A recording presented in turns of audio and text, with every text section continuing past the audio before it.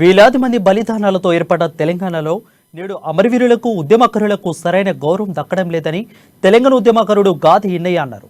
రాష్ట్ర ఏర్పాటు తర్వాత అమరవీరుల కుటుంబాలను అన్ని విధాలుగా ఆదుకుంటామన్న ప్రభుత్వం నేడు ఆ కుటుంబాలను అవమానపరుస్తుందని తెలిపారు. ఉద్యమ ద్రోహులంతా కేసీఆర్ చుట్టూ చేరి ఉద్యమకారులుగా ప్రచారాలు చేసుకుంటున్నారని మండిపడ్డారు. అమరవీరులకు నివాళులర్పించేందుకు గన్ పార్క్ వచ్చిన తనను పోలీసులు బయటకు పంపించారంటున్న గాది ఇన్నయ్యతో మా ప్రతినిధి Harish face to face.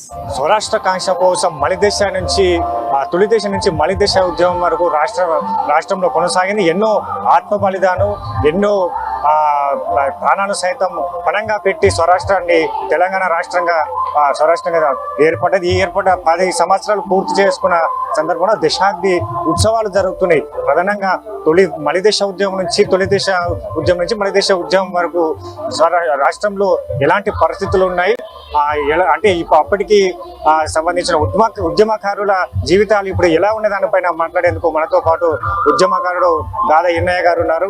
Sir నమస్తే సార్. ఎట్లా ఉంది?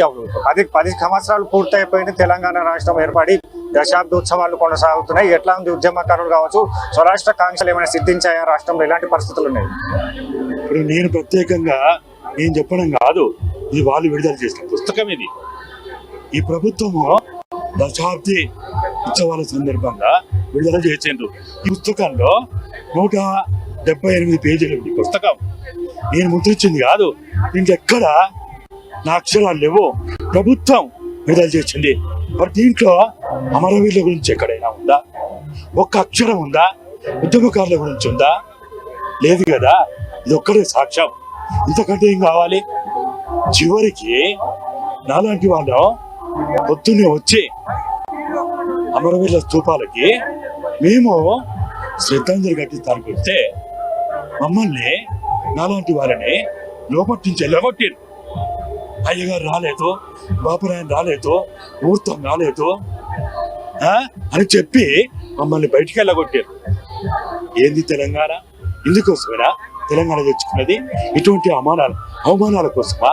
చాలా బాధ కలుగుతున్నారు. చాలా అంటే చాలా బాధ కలుగుతుంది. ఆంధ్రలో అవమానాలు పోవాలని, విముక్తి కావాలనే తెలంగాణ తెచ్చుకున్నాం. కానీ ఏంది తీయాలా? ఏమైనా ఇది ఇక్కడ చాలా బాధ కలుగుతున్నారు. ఇటువంటి తెలంగాణ చూస్తామని నేను కలలో కూడా అనుకోలే, ఊహించుకోలే. సుమారు 1300 పైగా అమరులు త్యాగం చేస్తే అమరవీరుల చరిత్ర ఏది?